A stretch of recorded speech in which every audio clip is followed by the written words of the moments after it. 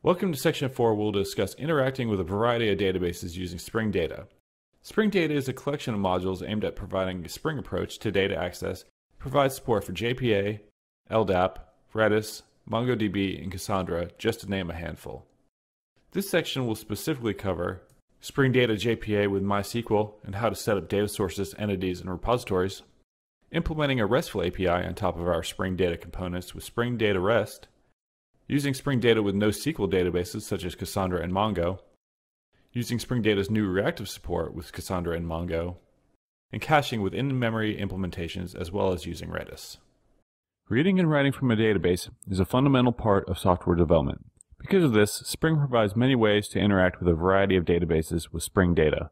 In this video, we'll talk about setting up a basic data source, JPA entities and Spring Data repositories, setting up multiple data sources, SQL with Juke, and testing our data sources. We'll start the discussion by talking about a common combination, namely JPA and MySQL. In order to work with a MySQL database, we've set up a couple of MySQL databases in the Docker Compose file, which you can see here. These are the two data sources we'll be working with in this example. In our pom.xml file, we've added the Spring Boot Starter JDBC module, which will allow us to configure a data source with ease via properties. In the application.properties file, we have 4 properties set that will allow us to connect to our first database. All we have to do is set the JDBC URL, username, and password, and Spring Boot will auto-configure the rest. You can get even simpler by using an in-memory database such as H2 or HSQLDB. In order to utilize an in-memory database, you just need to add it as a dependency. You don't even have to set any properties. This is useful for tests, which we'll see later. We'll use entity classes with Java persistence annotations to help demonstrate the database connections. In order to do this, we'll need to add the Spring Boot Starter Data JPA module as a Maven dependency. With that dependency added, we can create entities and repositories. We have 2 entities, person entity and address entity, that map to tables person and address respectively. One thing to note with Spring Boot is you don't need the persistence.xml file to track your entities, as Spring Boot will use component scanning to pick up and register your entities.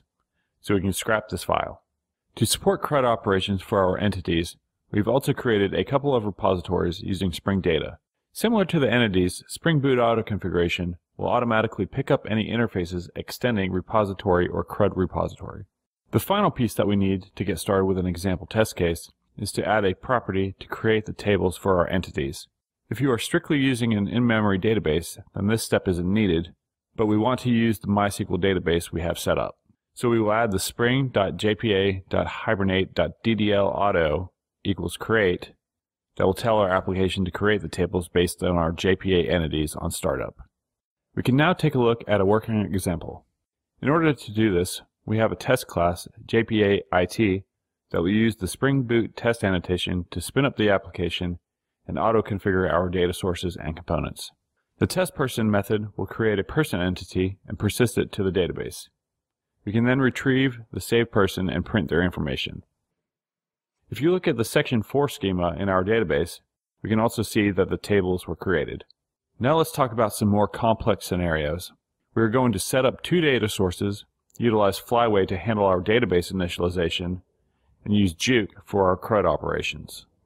In the data source config class, we have 2 data source beans. The first one is marked as primary, meaning it will be used as the data source when more than one exists in the context and a qualifier does not accompany the auto wire. The configuration properties will bind the properties in our application.properties file to those starting with the prefix specified. In this case, the first data source will use the properties beginning with section 4.dataSource, and the second data source will use properties beginning with section 4.dataSource2, which you can see in our properties file. The second data source is marked with the Flyways data source annotation, which means it will be used for the Flyways schema migration functionality. This is a perfect segue to talk about Flyways. Flyways is a database migration tool that supports the versioning of your database schemas. Another similar tool is Liquidbase, which Spring Boot also supports. In order to use Flyways, we need to have it as a Maven dependency. When the server starts up, it will execute the SQL files in the resources DB migration directory, which is the default location. If you want to change the location, you can change it with a property.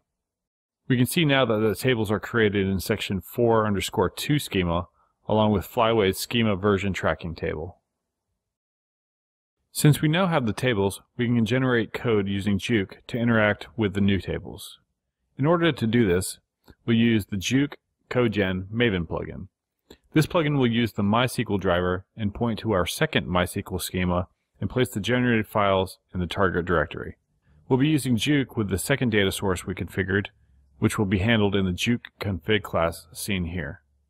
In the Juke config, we are injecting our second data source and using it to create a Juke data source connection provider. This is used to create the DSL context, which will be the basis for our SQL operations. Now that everything's in place, we can create a test to see if everything works. In the Juke IT test class, we are injecting the DSL context we created in the Juke config. We then use that DSL context to insert a new person into the person table using the generated code we got from the Maven plugin. If we run this test with a breakpoint after the insert, we can look in the database and see our record. Continuing the test selects the person from the database and prints it out to the console. The tests so far have used the Spring Boot test annotation, but this spins up the application and makes calls to our MySQL database. What if we wanted to use an in-memory database and not create a full context? Instead of the Spring Boot test, we can use the Data JPA test annotation. This annotation will utilize an in-memory database, but will still scan for JPA entities in Spring Data repositories. Let's run the test and see it in action. You can see in the output, it uses the H2 embedded database because that's the one we added as a dependency.